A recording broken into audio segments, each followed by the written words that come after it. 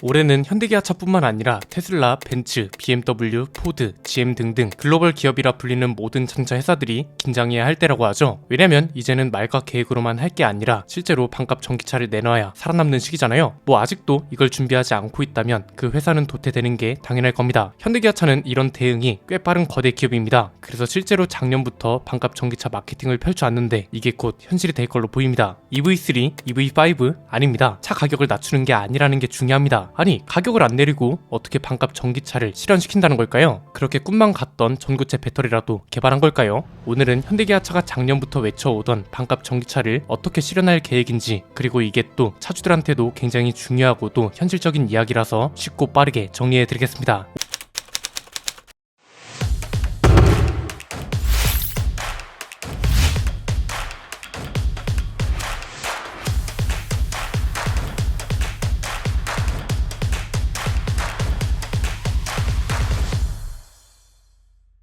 올해 전기차 시장은 가성비 아니면 죽는다고 봐야죠. 테슬라는 물론이고 이제는 벤츠까지 저렴한 전기차를 출시하겠다고 선언했잖아요. 이렇게 되면 이제 문제가 뭔가요? 대중 브랜드 차들은 더 압박을 받게 되는 거죠. 기존에는 대중 브랜드끼리만 가격 경쟁을 했습니다. 그런데 테슬라나 벤츠가 가격을 낮추면서 대중 브랜드 차랑 가격이 비슷해지거나 겹쳐요. 이러면 가뜩이나 비싸다고 욕먹는 게 전기차인데 이제는 수입차보다 비싼 게 말이 되냐 이러면서 욕을 먹을 거란 말이죠. 이런 안 좋은 여론은 당연히 판매량에도 영향을 끼칠 거고요. 여론도 문제지만 무엇보다 경쟁사들도 가만히 있지 않겠죠. 가격 인하가 가능한 곳들은 문제가 안 되지만 그렇지 못한 회사들, 예컨대 정치적 문제라던가 외교적 문제 같은 것들 때문에 LFP 배터리를 장착하지 못하는 차들, 얘네는 하루아침에 가격을 어떻게 내리냐 이거죠. 그럼 이제 차 가격을 내리는 방법 말고 다른 걸 고안해내야 할 텐데 현대기아차도 이 딜레마에 빠졌던 겁니다. 그래서 현대기아차는 어떻게 반값 전기차를 실현시킨다? 간단합니다. 배터리 구독 서비스를 도입하는 겁니다. 이게 작년부터 본격적으로 이야기가 나오기 시작했습니다. 올해는 아예 연내에 배터리 구독 서비스를 도입한다는 소식이 나왔죠. 아니 대체 어떻게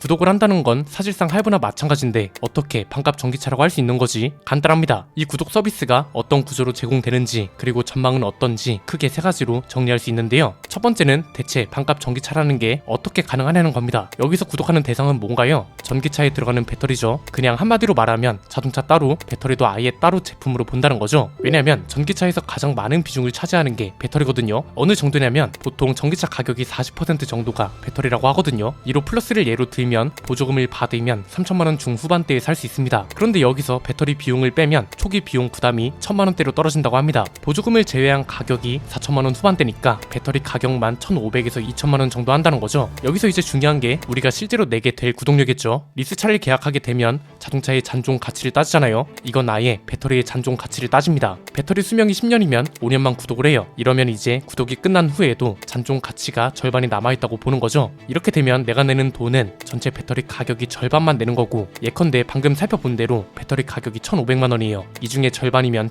750만원이죠. 5년 동안 월 12만 5천원 정도만 내면 되는 거죠. 이건 아마 비싼 차로 갈수록 유리할 것 같습니다. 왜냐면 배터리 폐기 종류나 용량은 큰 차나 중형차나 크게 다르지 않고 배터리를 잘 관리하거나 주행거리가 짧아서 잔존 가치가 높게 나올수록 유리하기도 하거든요. 왜? 이러면 이제 구독료가 더 저렴해지니까요. 리스차도 보면 잔존 가치에 따라 돈을 더 내는 경우도 있고 반대로 돌려받는 경우도 있잖아요. 그냥 쉽게 말해서 배터리만 따로 리스 계약을 해서 전기차를 탄다고 보면 될 것 같습니다. 그런데 이게 살짝 이해가 안 되실 수도 있습니다. 자동차를 만약 현금으로 구매한다면 팔기 전까지는 내 차인 거잖아요. 그리고 내가 팔고 싶을 때 팔면 중고차 시세만큼 돈을 돌려받기도 하고요. 그런데 구독이나 리스 같은 건 계약 기간이 끝나면 내 차가 아닌 게 되는 거고 중고차로 따로 파는 것도 아니라서 돌려받을 돈도 없습니다. 그럼 이걸 과연 반값 전기차로 볼 수 있는 거냐? 이건 그냥 제품을 파는 방식의 차이로 이해하는 게 가장 합리적일 것 같습니다. 내가 원하는 걸 선택하는 거죠. 이미 자동차도 현금 구매와 리스 계약이 나뉘어져 있습니다. 진입 장벽을 높게 들어가는 대신 완전한 내수요로 만들고 중고차로 팔 때 돈을 돌려받고 싶다? 그럼 현금으로 사는 거고요. 진입 장벽이 낮은 대신 완전한 내수요는 아니라서 나중에 돌려받는 건 따로 없어도 되고 이게 괜찮다?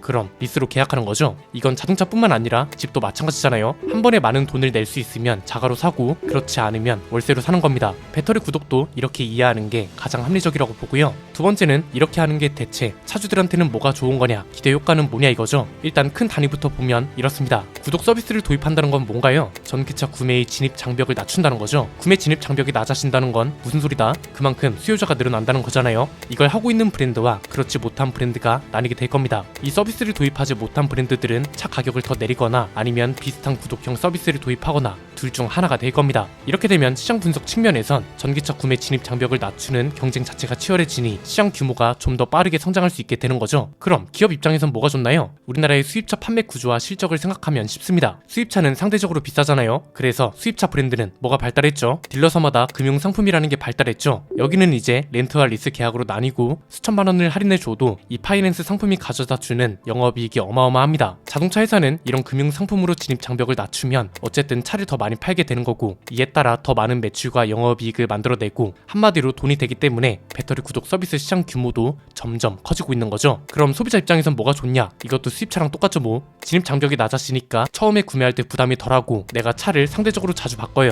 5년에 한 번씩 차를 바꾸는 사람이면 오히려 이걸 잘 활용해서 신차를 더 다양하게 타볼 수 있는 거죠. 그리고 아예 저렴한 차들 같은 경우는 진입 장벽이 특히 중요하잖아요. 영세 상인처럼 초기 자본금 부담을 덜어야 하는 분들도 활용할 수 있는 게 꽤 많을 걸로 보입니다. 세 번째는 호불호는 좀 갈릴 수도 있을 것 같다는 겁니다. 단순히 나는 좋아, 나는 싫은데 이런 것보다도 전망이 엇갈릴 것 같다는 건데요. 일단 개인 단위 차주들을 중심으로 본다면 기대 효과를 크게 못 볼 수도 있죠. 모든 사람이 한 달에 10만 원 이상 주유를 하는 것도 아니고 생각하는 것도 다 다르잖아요. 야, 구독료 아껴서 전기차를 타느니 차라리 아예 돈을 아껴서 하이브리드 차를 사는 게 낫지 않아? 구독이면 내 차도 아닌데 뭐하러 그렇게까지 불편한 전기차를 타냐? 이렇게 보는 사람들도 분명 있을 거란 말이죠. 그리고 전기차라는 게 구매 가격만 낮춘다고 수요가 늘어나는 것도 아니고 여전히 해결해야 할 과제가 많은 것도 사실이니까요. 그런데 또 반대로 택시나 택배같이 회사 단위로 본다면, 더 나아가서 공유형 자동차 시대를 생각한다면 비교적 긍정적으로 전망할 수 있죠. 택시나 택배차 같은 건 사용 연한이라는 게 있어서 어차피 30년 40년 쓸 수 있는 게 아니잖아요. 배터리 구독 상품 기간하고 우리 회사에 쓰는 차들의 사용 연한 같은 게 맞아떨어지면 회사는 특히 이런 비용을 아낄수록 좋은 거니까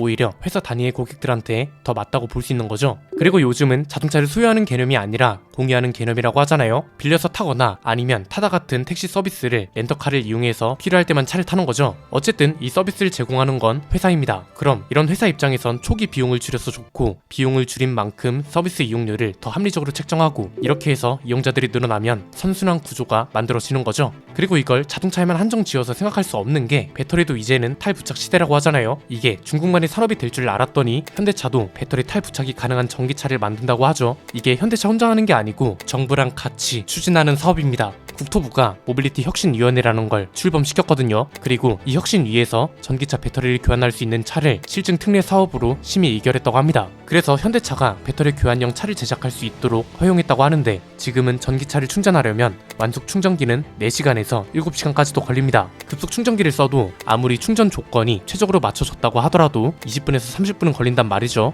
그런데 배터리를 충전하는 게 아니라 충전소에서 아예 완충된 배터리로 갈아 끼우면 소요 시간이 5분 내외로 단축된다는 겁니다. 이게 지금은 불가능한 이유가 기준이 없습니다. 스마트폰 처음 나왔을 때 충전기 규격이 브랜드마다 다 달랐던 것처럼 지금은 배터리 크기부터 규격, 조립하는 방식 모든 게 다 다릅니다. 그리고 이걸 하려면 당연히 등록된 정비 사업자만 할 수 있기도 하고요. 이제는 이걸 규격을 통일시키고 교환식 충전 서비스를 어떻게 실현시킬지를 연구 개발한다는 겁니다. 물론 이게 개인 차주들한테는 해당이 안 될 수도 있습니다. 왜냐면 개인이 타고 다니는 차들은 다 다르니까요. 그런데 택시나 택배차 같이 아예 차종을 통일시킬 수 있는 고객이면 얘기가 달라지죠. 그리고 이걸 좀 더 장기적으로 보면 결국 이건 전기차가 가지고 있던 충전 인프라 문제를 한 번에 해결해 버리는 것이기도 합니다. 그럼 이게 또 브랜드만의 경쟁력이 될 수도 있는 거고요. 배터리 탈부착이 가능한 차와 그렇지 못한 차가 나뉠 거고, 이렇게 되면 당연히 배터리 탈부착이 가능한 차가 더 많이 팔리겠죠. 마치 경정비가 편하다는 이유로 국산차를 선호하는 차주들이 많은 것처럼 전기차도 이게 새로운 경쟁력이 될 수도 있습니다.